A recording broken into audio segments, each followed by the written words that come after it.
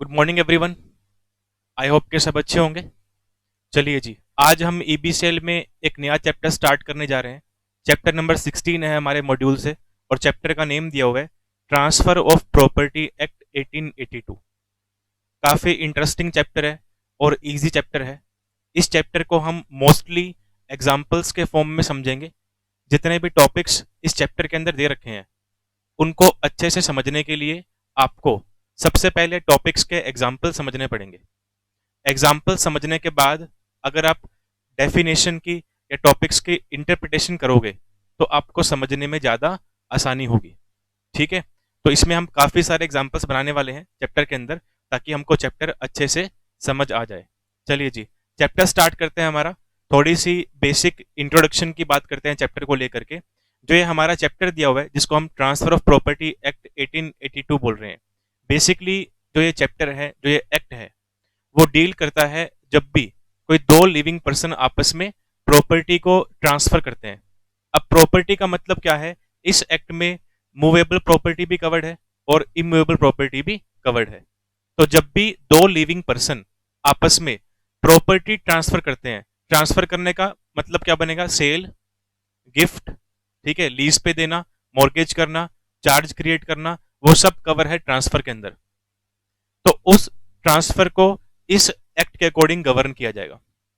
जब भी दो पर्सन आपस में, जब भी दो लिविंग पर्सन आपस में प्रॉपर्टी एक्सचेंज कर रहे हैं, प्रॉपर्टी सेल कर रहे हैं, प्रॉपर्टी गिफ्ट में दे रहे हैं, प्रॉपर्टी मॉर्गेज कर रहे हैं, तो वो सभी तरह की ट्रांजेक्शन्स जो है वो ट्रांसफर ऑफ प्रॉपर्टी एक्ट 1882 में कवर की जाएगी। ठीक है, 1882 से पहले कोई भी हमारे पास एक्ट नहीं था जो प्रॉपर्टीज के ट्रांसफर को लेकर के बात करता हो। जस्ट नेचुरल जस्टिस के बेस पे ही पहले प्रॉपर्टीज ट्रांसफर होती थी। पर 1882 में एक्ट बनाया गया, उसके बाद से जो ट्रांसफर्स हैं किसका? प्रॉपर्टी का। प्रॉपर्टी कौन सी? मूवेबल भी चलेगी और इमूवेबल भी चलेगी। उनका जो ट्रांसफर होगा वो एज पर टीपीए एक्ट किया जाएगा। ठीक है, अब हम इसका इंट्रोडक्शन क्या है वो देखते हैं। The law relating to transfer of property is governed by the Transfer of Property Act 1882. Before this act came into force, there was practically no law as to real property in India. ये कह रहा है कि इस act के आने से पहले इंडिया में प्रैक्टिकली कोई लॉ नहीं था मार्केट के अंदर जिसके बेस पे प्रॉपर्टी को ट्रांसफर किया जा सके। पर जब से ये एक्ट आया है उसके बाद प्रॉपर्टीज का ट्रांसफर जो है वो टीपीए एक्ट में कवर किया जाता है। आगे लिखा हुआ है, the act was enacted with the object to amend the law relating to transfer of property by act of parties.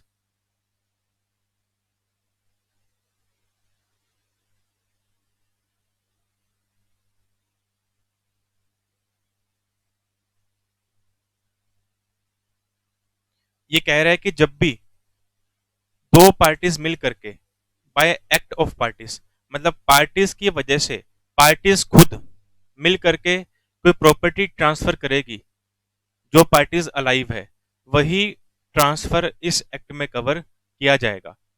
The act excludes from its purview the transfer by operation of law, that is by sale in execution, forfeiture, insolvency और interstate और in state succession. अब देखो यहाँ क्या बोल रहे हैं, ये कह रहे हैं कि इस एक्ट के अंदर अगर हम सेल इन एग्जीक्यूशन के बेस पे प्रॉपर्टी ट्रांसफर कर रहे हैं, मतलब कोई भी ऐसी प्रॉपर्टी जो ऑक्शन के अंदर सेल हो रही है, कोई भी ऐसी प्रॉपर्टी जिसको ऑक्शन में सेल किया जा रहा है, वो ट्रांसफर इस एक्ट में कवर नहीं होगी। सेल इन एग्जीक्यूशन का मतलब ऐसी प्रॉपर्टी जो ऑक्शन के थ्रू, नीलामी के थ्रू सेल की जा रही है। ठीक है, ये तो इसका मतलब क्या बन रहा है? ये कह रहा है कि कुछ ट्रांसफर ऐसे हैं, कुछ ट्रांसफर ऐसे हैं जो टीपीए एक्ट में कवर नहीं होते। उसमें फर्स्ट कौन सा आया? Sale in execution. इसका मतलब क्या बना?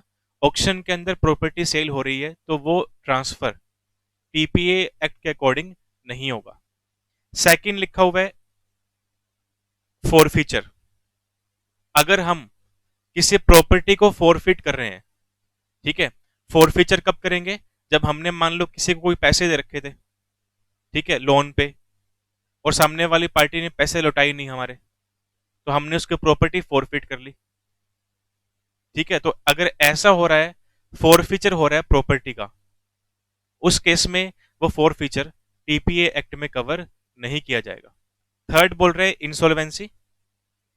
जब कोई पर्सन इंसॉल्वेंट हो गया और इंसॉल्वेंट होने के बाद लिक्विडेटर के थ्रू उसकी प्रॉपर्टी ट्रांसफर की जा रही है, तो लिक्विडेटर जो इंसॉल्वेंट पर्सन की प्रॉपर्टी ट्रांसफर कर रहा है, सेल कर रहा है, जो भी काम कर रहा है, वो इस एक्ट में कवर नहीं होता। और नेक्स्ट लिखा हुआ है इंटर स्टेट सक्सेशन। इंटर इन स्टेट सक्सेशन, इसका मतलब क्या बनेगा? ये कह रहा है कि जब भी पीढ़ी दर पीढ़ी प्रॉपर्टी ट्रांसफर होती है, ठीक है, मान लो एक ए नाम का पर्सन है, उसके मरने के बाद उसके जो उसका जो बेटा है बी, उसको प्रॉपर्टी जा रही है, पर मरने के बाद जा रही है, ए के मरने के बाद, तो ऐसी ट्रांजैक्शन, ऐसा ट्रांसफर भी टीपीए में कवर नहीं होता। तो अभी हमने क्या देखा कि चार तरह के ऐसे ट्रांसफर है जो टीपीए एक्ट में कवर नहीं होते। कौन कौन से? सेल इन एग्जीक्यूशन, दूसरा फॉरफीचर, तीसरा insolvency, and fourth one is in state succession. ठीक है, ये चार तरह के ट्रांसफर ऐसे हैं जो टीपीए एक्ट के अकॉर्डिंग कवर नहीं होंगे। आगे लिखा हुआ है the scope of the act is limited as it is confined to transfer inter vivos and exclude testamentary succession that is transfer by will. अब देखो यहाँ पे इंटर विवोज का मतलब क्या होता है? इंटर विवोज का मतलब बनता है ट्रांसफर बिटवीन लिविंग पर्सन।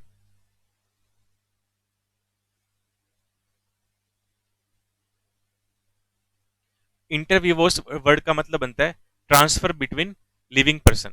मतलब जो हमारा टीपीए एक्ट है उसमें सिर्फ वही ट्रांसफर कवर होगा जो दो अलाइव पर्सन, दो लिविंग पर्सन के बीच में हो रहा है। ए एक पर्सन है, उसके पास एक घर है, अपना वो घर ए बी को बेच रहा है। ठीक है, ए भी अलाइव है और बी भी अलाइव है, दोनों जिंदा है। ए अपना घर बेच रहा है बी को और बी बदले में कंसिडरेशन पे कर रहा है। तो यहाँ पे ये ट्रांसफर इंटर विवोस है और ये ट्रांसफर टीपीए एक्ट में कवर किया जाएगा। आगे क्या बोल रहा है? एंड एक्सक्लूड, मतलब एक ट्रांसफर और है जो टीपीए एक्ट में कवर नहीं होगा। कौन सा? Testamentary succession. इसका मतलब क्या है? Transfer by will. एग्जाम्पल, एक एक्स नाम का पर्सन है, उसने अपनी वसीयत बनवाई। उस वसीयत में क्या लिखा कि मेरी डेथ के बाद, मतलब एक्स की डेथ के बाद, उसकी जो प्रॉपर्टी है वो उसका बेटा दैट इज वाई को ट्रांसफर हो जाएगी। तो क्या एक्स की प्रॉपर्टी वाई को तब ट्रांसफर हो रही है जब एक्स अलाइव है? सर ऐसा नहीं है। विल बनाई है, वसीयत बनवाई है, और वसीयत में प्रॉपर्टी ट्रांसफर कब होती है? जिसने वसीयत बनवाई है उसकी डेथ पे। तो जब एक्स की डेथ होगी तब एक्स की प्रॉपर्टी वाई को मिलेगी। तो जब प्रॉपर्टी वाई को मिल रही है, क्या उस टाइम पे एक्स और वाई दोनों अलाइव है? नहीं सर, एक्स अलाइव नहीं है पर वाई अलाइव है। तो क्या ये ट्रांजैक्शन इंटरव्यूवोस है? बिल्कुल भी नहीं है। तो क्या ये ट्रांजैक्शन टीपी एक्ट में कवर की जाएगी? सर बिल्कुल भी कवर नहीं की जाएगी। ठीक है, तो कह रहे हैं कि अगर हम वसीयत के थ्रू कोई प्रॉपर्टी ट्रांसफर कर रहे हैं, उस केस में जिसकी वो वसीयत है उस पर्सन की डेथ के बाद ही प्रॉपर्टी ट्रांसफर होने वाली है, इसलिए ये इंटरव्यूवर्स ट्रांसफर नहीं है, तो ये ट्रांसफर टीपीए एक्ट में कवर नहीं होता। तो टोटल सेकंड पैरा में आपको 5 तरह की ऐसी ट्रांजैक्शन दे रखी है जो टीपीए एक्ट में कवर नहीं होगी। कौन कौन सी? Sale in execution, forfeiture, insolvency, उसके बाद हमारा था intestate succession, and fourth one is testamentary succession. ठीक है, ये 5 तरह की ट्रांजैक्शन ऐसी है जो टीपीए एक्ट में कवर नहीं होती। ये था हमारा इंट्रोडक्शन। अब हमको एक चार्ट दे रखा है कि इस एक्ट में कौन कौन से ट्रांसफर कवर है और कौन कौन से ट्रांसफर कवर नहीं है। थोड़ा सा समरी लेते हैं चार्ट के बेस पे। देखिए, ये कह रहे हैं कि ट्रांसफर, कौन कौन से ऐसे ट्रांसफर है जो हो सकते हैं और इस एक्ट में कवर हो भी सकते हैं और नहीं भी, दोनों ही बात है। ये कह रहा है कि एक तो ट्रांसफर होता है बाय एक्ट ऑफ पार्टीज, जब दोनों पार्टीज अलाइव हैं, उस केस में पार्टीज क्या कर रही है? प्रॉपर्टी को ट्रांसफर कर रही है। ठीक है, और दूसरा होता है बाय ऑपरेशन ऑफ लॉ, जिसमें हम एग्जीक्यूशन मतलब ऑक्शन की बात करते हैं, इंसॉल्वेंसी की बात करते हैं, सक्सेशन की बात करते हैं। अब आगे बोल रहे हैं कि जब भी एक्ट ऑफ पार्टीज की वजह से ट्रांसफर होता है तो वो फर्दर दो पार्ट में डिवाइड होता है। कौन कौन सा? Testamentary takes effect after death and governed by Indian Succession Act.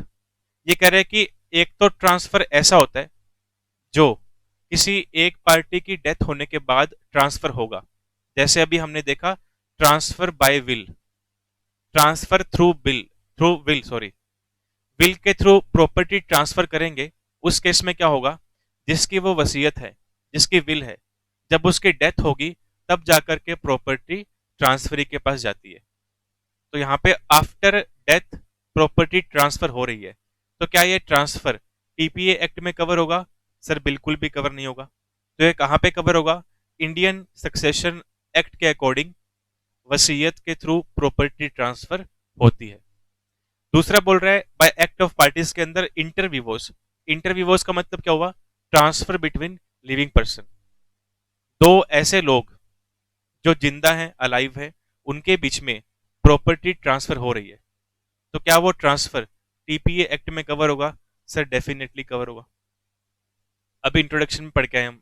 ये आगे लिखा हुआ है transfer of property whether movable और इमूवेबल। अब कह रहे हैं कि टीपीए एक्ट में प्रॉपर्टी का मतलब क्या है? मूवेबल भी आएगा और इमूवेबल भी आएगा।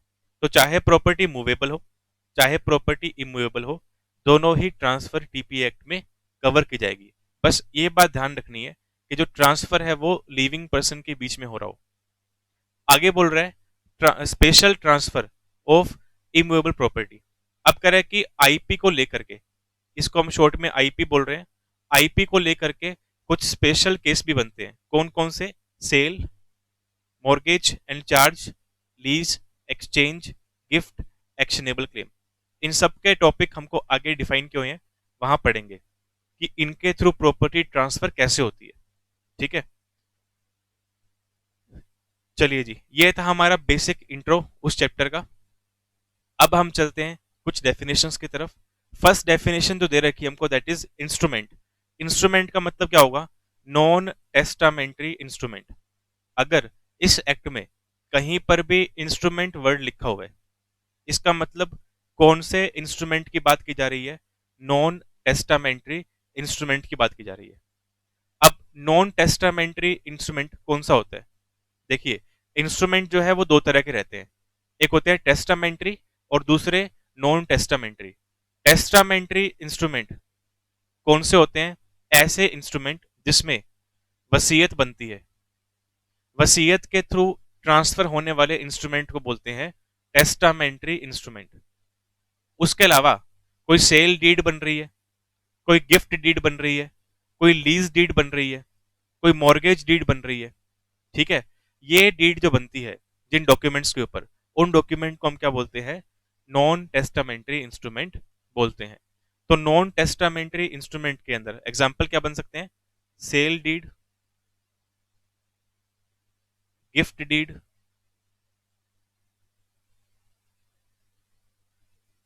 लीज डीड,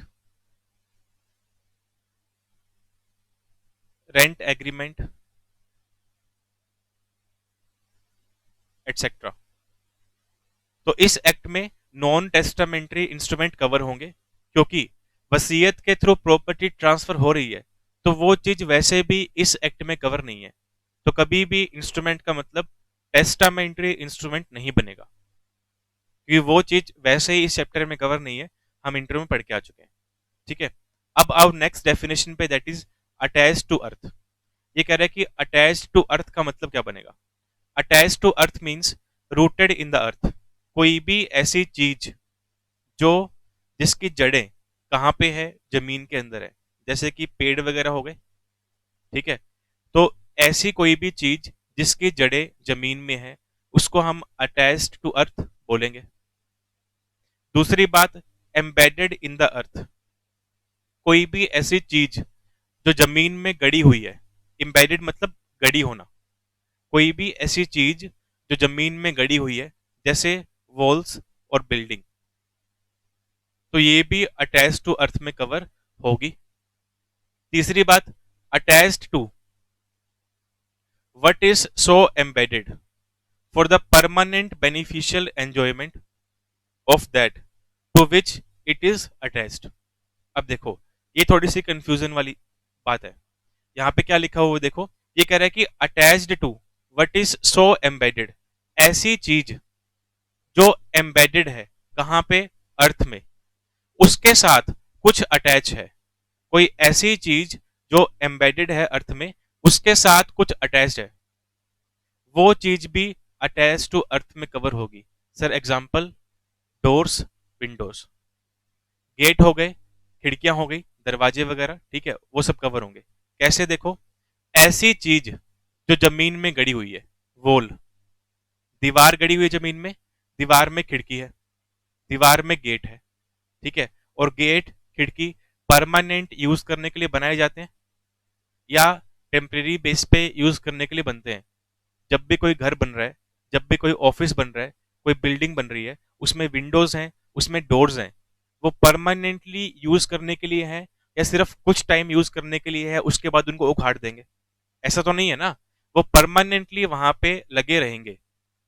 तो जो सी पॉइंट है उसका मतलब क्या बना, कोई ऐसी चीज जो अटैच की हुई है, किससे, उस चीज से जो जमीन में गड़ी हुई है, गड़ी हुई है दीवार, उसके साथ अटैच क्या है, डोर्स, विंडोज।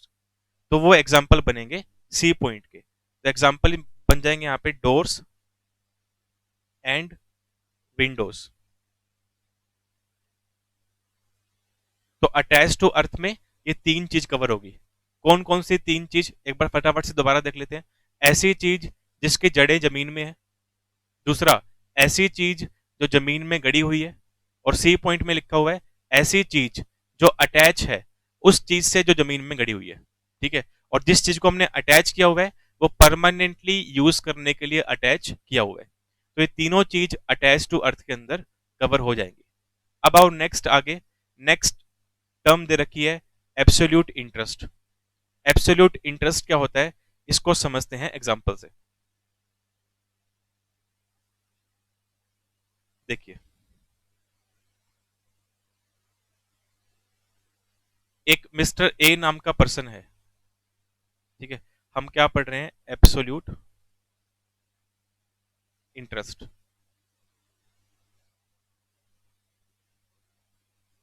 एक मिस्टर ए नाम का पर्सन है, एक घर है,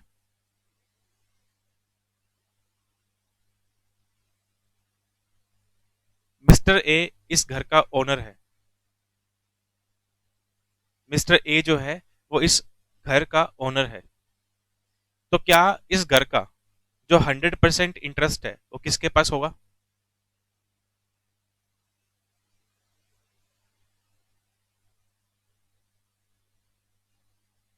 100% इंटरेस्ट इस प्रॉपर्टी को लेकर के, 100% राइट, अधिकार इस प्रॉपर्टी को लेकर के किसके होंगे सर? मिस्टर ए के होंगे, ठीक है। इसी चीज को हम बोलते हैं क्या? Absolute interest. तो एब्सोल्यूट इंटरेस्ट का मतलब क्या बना? 100% इंटरेस्ट, 100% राइट एक प्रॉपर्टी के ऊपर जो ओनर का होता है, उस चीज को हम बोलते हैं एब्सोल्यूट इंटरेस्ट। अब एक बी नाम का पर्सन है, mister B. Mister B mister A को बोल रहा है कि ये घर मैं रेंट पे दूंगा, I will provide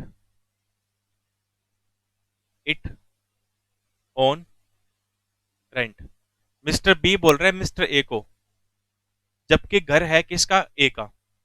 mister B बोल रहा है ए को कि ये घर जो है ना, इसको मैं रेंट पे दूंगा, किसको?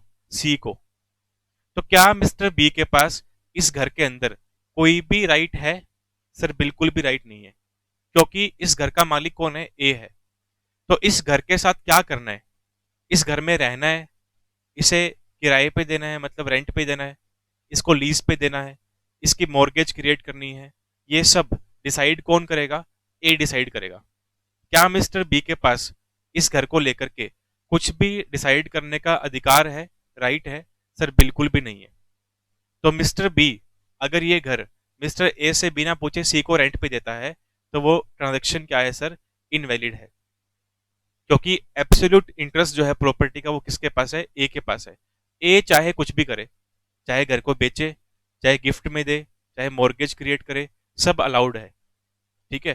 तो एब्सोल्यूट इंटरेस्ट का मतलब क्या बना, जब भी एक प्रॉपर्टी का ओनर जिसके पास उस प्रॉपर्टी को लेकर के राइट्स होते हैं, इंटरेस्ट होते हैं, ताकि वो उस प्रॉपर्टी को एंजॉय कर सके, उस प्रॉपर्टी का फायदा उठा सके, उस प्रॉपर्टी को ट्रांसफर कर सके, ये सारे अधिकार जो एक पर्सन के पास है, उस चीज को हम बोलते हैं एब्सोल्यूट इंटरेस्ट। अब देखते हैं कि नोट्स में क्या लिखा हुआ है।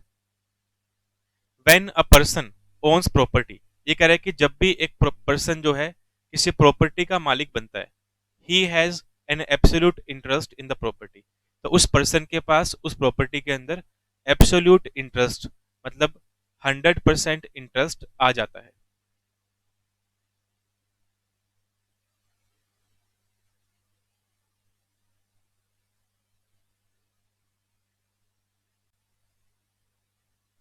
आगे लिखा हुआ है, ownership consist of a bundle of rights, the right to possession, right to enjoyment and right to do anything such as selling, mortgaging और making gift of the property. ये कह रहा है कि जब भी किसी पर्सन के पास किसी प्रॉपर्टी को लेकर के ओनरशिप आ जाती है, तो ओनरशिप के साथ साथ काफी सारे ऐसे राइट हैं उस प्रॉपर्टी को लेकर के जो ओनर के पास आते हैं। जैसे कि राइट टू पोजेशन, जो ओनर होगा, ठीक है, जो ओनर होगा, जैसे हमारे वाले एग्जांपल के अंदर प्रॉपर्टी का घर का मालिक कौन था, ए था, तो ए के पास प्रॉपर्टी अपने पोजेशन में, अपने कब्जे में रखने का अधिकार है, क्योंकि ए वहां पे क्या है, प्रॉपर्टी का ओनर है। दूसरा, राइट टू एंजॉयमेंट, ए अपने उस घर को कैसे मर्जी एंजॉय करे, कैसे मर्जी यूज करे। ठीक है, कौन से कलर का पेंट करवाना है, ठीक है, कितने कमरे बनवाने हैं, कैसे कमरे बनवाने हैं, ये सब डिसाइड करने का अधिकार किसको है, ए को है, क्योंकि प्रॉपर्टी का मालिक है ए।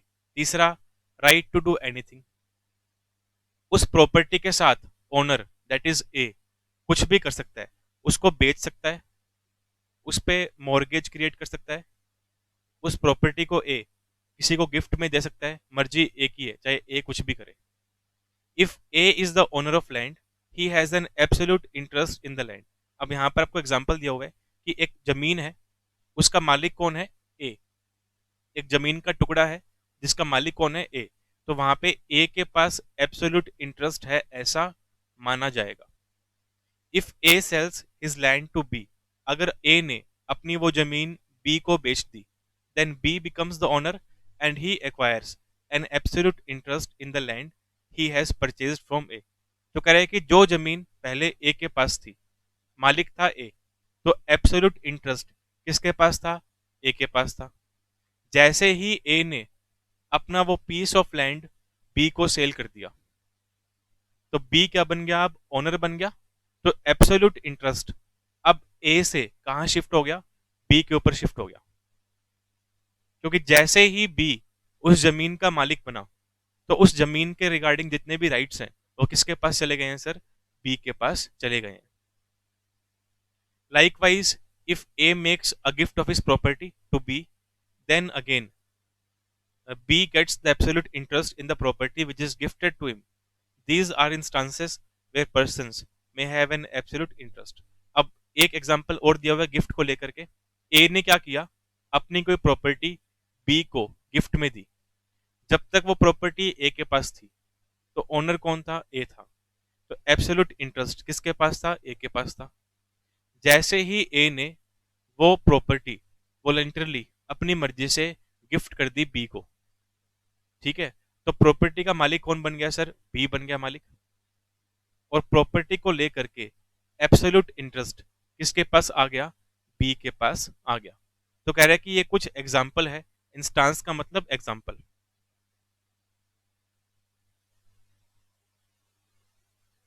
ये कुछ एग्जाम्पल है जिससे हम एब्सोल्यूट इंटरेस्ट के बारे में जान पाए। नेक्स्ट चलते हैं। नेक्स्ट टर्म आपको दे रखी है रिवर्जन एंड रिमाइंडर। देखिए, रिवर्जन का मतलब क्या होता है और रिमाइंडर का मतलब क्या होता है, इसको भी हम एग्जाम्पल से समझते हैं।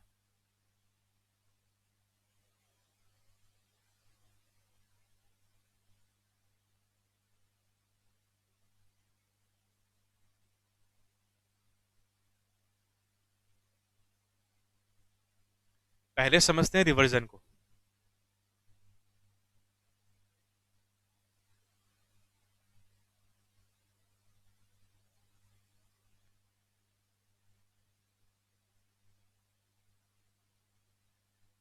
एक ये वेकेंट पीस ऑफ लैंड है, ठीक है।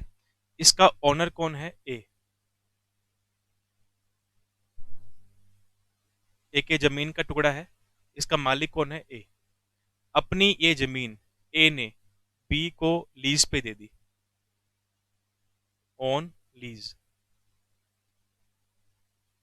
जब भी हम प्रॉपर्टी लीज पे देते हैं तो उसमें दो पार्टी होती है, कौन कौन सी? लेसर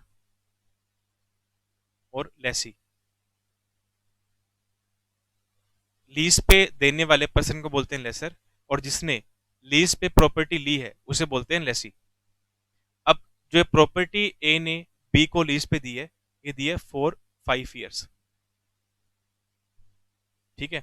5 साल के लिए लीज पे दी है ए ने बी को, और साथ में इससे जो रेंट आएगा वो कितना आएगा? मान लो ₹20,000 पर मंथ। अब 5 साल तक इस प्रॉपर्टी को लेकर के कुछ अधिकार किसके पास चले गए हैं? बी के पास चले गए हैं। देखो, जमीन का मालिक कौन है? ए है। तो जमीन का एब्सोल्यूट इंटरेस्ट किसके पास था? ए के पास था।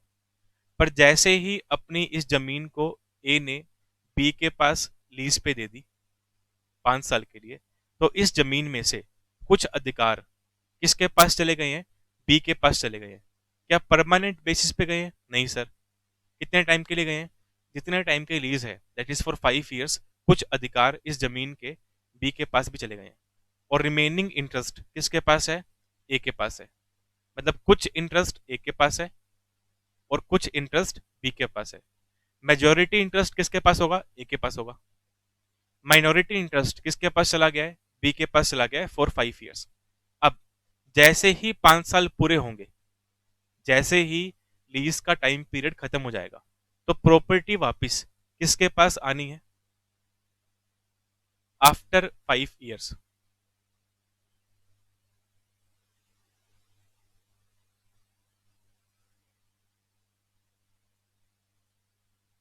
आफ्टर 5 ईयर क्या होगा? ये प्रॉपर्टी बी से वापस किसके पास आ जाएगी? ये प्रॉपर्टी बी से वापस प्रॉपर्टी ए के पास आ जाएगी। इस चीज को हम बोलते हैं रिवर्जन। रिवर्जन मतलब रिवर्स कर देना, वापस आ जाना, ठीक है, टू टेक बैक। तो रिवर्जन का मतलब क्या हुआ कि जब भी एक पर्सन जो प्रॉपर्टी पे एब्सोल्यूट इंटरेस्ट होल्ड करके बैठा है, वो अपनी प्रॉपर्टी किसी और को कुछ टाइम के लिए यूज करने के लिए देता है, लीज पे दे रहा है, रेंट पे दे रहा है, और टाइम पीरियड एक्सपायर होने के बाद वो प्रॉपर्टी वापस से जो ओरिजिनल ओनर है उसी के पास रिवर्ट बैक हो जाएगी, वापस प्रॉपर्टी उसी के पास आ जाएगी। और जैसे ही प्रॉपर्टी वापस ओरिजिनल ओनर के पास आएगी, तो फिर से 100% राइट किसके बन जाएंगे? ओरिजिनल ओनर के बन जाएंगे। इसी प्रोसेस को, इस ट्रांजेक्शन को हम बोलते हैं रिवर्जन, ठीक है। तो रिवर्जन के अंदर कुछ टाइम के लिए जो ओरिजिनल ओनर है प्रॉपर्टी का, वो अपने कुछ इंटरेस्ट दूसरी पार्टी को दे देता है, और जब वो टाइम पीरियड एक्सपायर हो जाएगा तो वापिस से 100% इंटरेस्ट उस प्रॉपर्टी पे रिवर्ट बैक हो जाते हैं। तो इस चीज को हम बोलते हैं रिवर्जन, ठीक है। अब हम पढ़ते हैं कि रिवर्जन में नोट्स में क्या लिखा हुआ है, देखिए। A reversion is the residue of an original interest which is left after the grantor has granted the lessee a small estate. Residue मतलब बचा हुआ,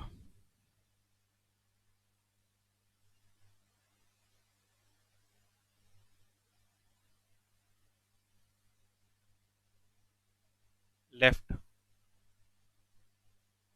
रेसिड्यू का मतलब क्या हुआ? बचा हुआ। ये कह रहा है कि रिवर्जन के अंदर क्या होता है, जो ओरिजिनल इंटरेस्ट प्रॉपर्टी का होता है उसमें से कुछ इंटरेस्ट हमारे पास रह जाएगा, और कुछ स्मॉल इंटरेस्ट हम लेसी को दे देंगे। For example, A the owner of a land may lease it to be for a period of 5 years. The person who grants the lease is called lessor. And the person who takes the lease is called Lesi.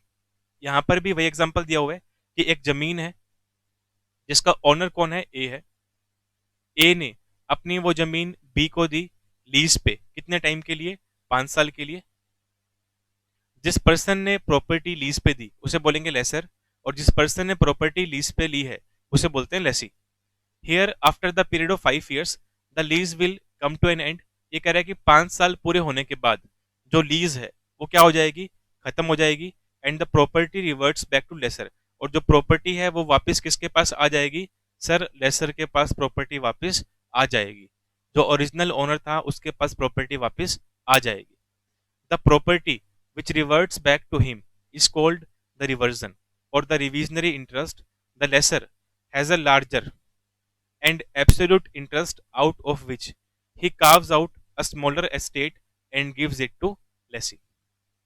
ठीक है, तो reversion के अंदर जो 100% right है, जो 100% interest है, वो ओनर के पास रहते हैं, और ओनर अपने उस 100% इंटरेस्ट में से कुछ इंटरेस्ट लीज के तौर पे लेसी को दे देता है एक सर्टेन टाइम पीरियड के लिए। और जब भी वो टाइम पीरियड खत्म हो जाएगा उसके बाद वो प्रॉपर्टी वापस रिवर्ट बैक हो जाएगी, और फिर से 100% इंटरेस्ट किसका बन जाएगा, जो लेसर था, जो ओरिजिनल ओनर था उसका बन जाएगा। इस चीज को हम बोलते हैं रिवर्जन। ठीक है, अब आ जाओ नेक्स्ट रिमाइंडर पे, कि रिमाइंडर का मतलब क्या होता है उसको समझते हैं।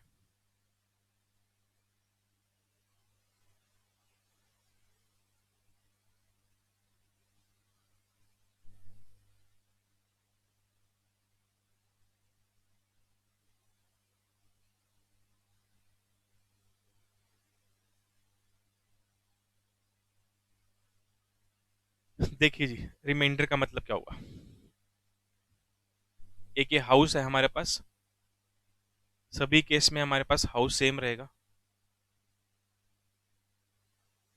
ड्राइंग कुछ ज़्यादा अच्छी है मेरी इसलिए, ठीक है। तो यहाँ पे एक ए नाम का पर्सन है, ये ओनर है इस हाउस का। ए ने क्या किया, अपना ये हाउस बी को दे दिया फॉर लाइफ, फॉर लाइफ। अब ये फॉर लाइफ वर्ड बहुत जगह लिखा हुआ मिलेगा आपको, इसका मतलब क्या है पहले वो समझते हैं, फिर दोबारा से रिमाइंडर पे चलेंगे। देखिए, जब भी एक पर्सन अपनी प्रॉपर्टी फॉर लाइफ दूसरे बंदे को देता है, इसका मतलब क्या बनेगा कि जब तक बी अलाइव है, जब तक बी जिंदा है, इस घर को यूज कौन करेगा, बी यूज करेगा। ठीक है, मतलब बी इस घर को एंजॉय कर सकता है, कब तक, जब तक अपने आप, जब तक वो जिंदा है बी, तब तक। बी इस घर को सेल नहीं कर सकता, बी इस घर को सेल नहीं कर सकता, क्योंकि फॉर लाइफ के अंदर आपके पास एंजॉयमेंट का इंटरेस्ट आता है। अगर आपको कोई प्रॉपर्टी फॉर लाइफ मिली है, कोई प्रॉपर्टी अगर हमें फॉर लाइफ मिलती है, तो उस केस में उसका मतलब ये नहीं है कि आप प्रॉपर्टी पे मॉर्गेज क्रिएट कर दो, प्रॉपर्टी को सेल कर दो, प्रॉपर्टी पे चार्ज क्रिएट कर दो, ऐसा कुछ भी नहीं होता। आप उस प्रॉपर्टी को जब तक जिंदा हो तब तक एंजॉय कर सकते हो, ये होता है फॉर लाइफ का मतलब। ठीक है, तो ए ने अपनी प्रॉपर्टी डीड के थ्रू बी को दी फॉर लाइफ, और बी के बाद किसके पास जाएगी, सी के पास जाएगी फॉर लाइफ। ऐसा ए ने बोला बी को और सी को, और सी के बाद प्रॉपर्टी किसके पास जाएगी, मान लो डी के पास जाएगी परमानेंटली। पहले प्रॉपर्टी ए से बी के पास गई, जब तक बी जिंदा है प्रॉपर्टी को यूज करेगा, प्रॉपर्टी को एंजॉय करेगा, और मरने के बाद जब बी मर जाएगा वो प्रॉपर्टी, वो घर सी के पास चला जाएगा। अब सी क्या करेगा, जब तक सी जिंदा है उस घर को एंजॉय करेगा, यूज करेगा। जब सी मर जाएगा तो वो घर किसके पास चला जाएगा, डी के पास चला जाएगा। और डी के पास कैसे जा रहा है, परमानेंट जा रहा है डी के पास, मतलब घर वापस किसके पास नहीं आने वाला, ए के पास नहीं आने वाला। इस प्रोसेस को, इस ट्रांजैक्शन को हम बोलते हैं रिमाइंडर। अब यहाँ पे रिमाइंडर कौन होगा वो देखिए, ए ने प्रॉपर्टी बी को दी, ठीक है, जब तक बी जिंदा है प्रॉपर्टी को यूज करेगा। तो अपनी बारी की वेट कौन कर रहा है, बी के बाद प्रॉपर्टी किसके पास जाने वाली है, सी के पास जाने वाली है, तो सी वेट कर रहा है कि जल्दी से बी मर जाए और प्रॉपर्टी मेरे पास आ जाए। तो सी को बोलेंगे यहाँ पे क्या, रिमाइंडर। यहाँ पे रिमाइंडर ए नहीं है, रिमाइंडर बी नहीं है, रिमाइंडर कौन होता है, सी। जैसे कि हम कुछ डिवाइड करते हैं, ठीक है, 6 को डिवाइड किया 5 से, तो रिमाइंडर कितना आता है, 1। मतलब बचा हुआ, 6 में से 5 माइनस किया तो रिमाइंडर क्या आएगा, 1 आएगा ना, मतलब 1 बच गया। ऐसे ही यहाँ पे जब प्रॉपर्टी ए ने बी को दी तो कौन बच गया आगे, सी बच गया। और सी के बाद कौन बचेगा, डी बचेगा। तो डी भी रिमाइंडर बनेगा कब, जब प्रॉपर्टी सी के पास है, और सी रिमाइंडर बनेगा कब, जब प्रॉपर्टी बी के पास होगी। तो इस प्रोसेस को हम क्या बोलते हैं, रिमाइंडर बोलते हैं। इसमें कभी भी प्रॉपर्टी ओरिजिनल ओनर के पास रिवर्ट बैक नहीं होगी। रिमाइंडर के अंदर प्रॉपर्टी अगर एक बार चली गई है तो वो परमानेंटली चली गई है, वापस आपके पास नहीं आने वाली। और जबकि रिवर्जन में क्या होता है, रिवर्जन में आपने प्रॉपर्टी एक फिक्स टाइम के लिए, एक सर्टेन टाइम पीरियड के लिए किसी और को दी है, जैसे ही वो टाइम पीरियड खत्म हो जाएगा तो प्रॉपर्टी वापस आपके पास ही आने वाली होती है। ठीक है, तो ये दो टर्म हमने डिस्कस की, रिवर्जन एंड रिमाइंडर। अब हम रिमाइंडर को पढ़ते हैं नोट्स में से। देखो, when the owner of property grants a limited interest in the favor of a person or persons and gives the remaining interest to others, it is called remainder। ये कह रहा है कि जब भी एक प्रॉपर्टी का मालिक अपनी प्रॉपर्टी में से कुछ इंटरेस्ट किसी एक पर्सन को देता है या काफी सारे पर्सन को देता है, और बचा हुआ सारा इंटरेस्ट किसी और पर्सन को देता है, जैसे हमारे वाले एग्जांपल के अंदर ए ने कुछ इंटरेस्ट बी को दिया और कुछ इंटरेस्ट सी को दे दिया, बाकी बचा हुआ सारा इंटरेस्ट किसके पास जा रहा है, परमानेंटली डी के पास जा रहा है। तो इस ट्रांजेक्शन को हम रिमाइंडर बोलेंगे। For example, A the owner of a land transfers property to B. एक जमीन है जिसका मालिक कौन है, ए ने अपनी वो जमीन बी को दी फॉर लाइफ, मतलब जब तक बी जिंदा है उस प्रॉपर्टी को एंजॉय करेगा, कौन, B. And then to C absolutely, यहाँ पे एब्सोल्युटली वर्ड का मतलब क्या हुआ, बी के मरने के बाद प्रॉपर्टी परमानेंट किसके पास जाने वाली है सर, सी के पास जाने वाली है। Here the interest in favour of B is called limited interest, that is it is only for life. अब कह रहे हैं कि जो यहाँ पे बी का इंटरेस्ट है वो लिमिटेड है। लिमिटेड कब तक है, जब तक बी जिंदा है प्रॉपर्टी को यूज करेगा। बी के मरने के बाद प्रॉपर्टी किसके बनने वाली है, सी की बनने वाली है। और सी भी मर जाएगा बाय चांस कल को, तो प्रॉपर्टी वापस ए के पास नहीं आएगी, सी के लीगल हेयर्स प्रॉपर्टी को एंजॉय करेंगे। मतलब ए के पास प्रॉपर्टी आएगी ही नहीं। बी के मरने के बाद तो बी के लीगल हेयर प्रॉपर्टी को यूज नहीं कर सकते, क्योंकि बी जो है फॉर लाइफ प्रॉपर्टी होल्ड कर रहा था। बी के मरने के बाद प्रॉपर्टी लीगल हेयर के पास नहीं जाएगी, सी के पास जाएगी। सी के मरने के बाद प्रॉपर्टी वापस ए के पास नहीं आएगी, क्योंकि सी के पास एब्सोल्यूट इंटरेस्ट गया है। ठीक है, तो सी मरने से पहले अपनी वसीयत बना के उसमें प्रॉपर्टी डी के नाम कर गया, डी बेटा है मान लो सी का, उस केस में प्रॉपर्टी फिर डी के पास जाएगी। कोई वसीयत नहीं बनी तो सी के जो लीगल हेयर है उनके पास प्रॉपर्टी चली जाएगी, ए के पास प्रॉपर्टी वापस कभी भी नहीं आएगी। Here the interest in favour of B is limited interest, that is it is only for life, so long as B is alive he enjoys the property. ये कह रहा है कि जब तक बी जिंदा है प्रॉपर्टी को एंजॉय करेगा, कौन, B. He has a limited right since he can not sell away the property. B उस प्रॉपर्टी को सेल नहीं कर सकता, क्योंकि बी के पास जो राइट है, अधिकार है, वो क्या है, लिमिटेड है, एब्सोल्यूट नहीं है। His right is only to enjoy the property if he sells is interest. अगर कह रहा है कि अगर बी ने क्या किया, वो प्रॉपर्टी जो फॉर लाइफ बी को मिली थी, उसने वो प्रॉपर्टी किसी एक्स नाम के बंदे को सेल कर दी, ठीक है, या एक्स नाम के बंदे को रेंट पे दे दी, लीज पे दे दी, किसने, बी ने। और रेंट पे देने के बाद अगले ही दिन मान लो बी की डेथ हो जाती है, जिस दिन प्रॉपर्टी रेंट पे दी उसके नेक्स्ट डे ही बी की डेथ हो गई, तो बी के पास प्रॉपर्टी फॉर लाइफ आई थी, तो जिसको भी रेंट पे दी थी प्रॉपर्टी उससे वापस लेकर के सी के पास जाएगी प्रॉपर्टी, क्योंकि बी के पास पहली बात तो रेंट पे देने का, लीज पे देने का, सेल करने का राइट था ही नहीं। फिर भी अगर बाय चांस उसने ऐसा कर दिया बी ने, तो जब तक बी जिंदा है तब तक ही वो रेंट चलेगा, तब तक ही वो लीज चलेगी, तब तक ही वो सेल वैलिड है। उसके बाद प्रॉपर्टी सी के पास जानी ही जानी है, ऐसा पहले से डिसाइड हो रखा है डीड के अंदर। आगे लिखा हुआ है, so after B's death the property will go to C, interest is called a reminder. In case of reminder the property will not come back to owner but it goes over to other person. तो कह रहे reminder के अंदर कभी भी property वापिस से owner के पास नहीं आती है, जबकि रिवर्जन के अंदर ऐसा होता है कि ओनर के पास प्रॉपर्टी वापस आती है। ठीक है, चलिए आज इतना ही पढ़ते हैं। थोड़ा सा इंटरेस्टिंग था टॉपिक, विद एग्जांपल्स हमने डिस्कस किया इस चीज़ को।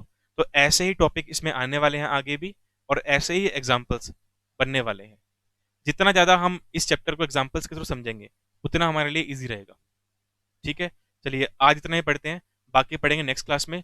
कोई भी डाउट होगा तो आप मुझे व्हाट्सएप कर सकते हैं। ठीक है जी, चलिए bye bye, have a good day.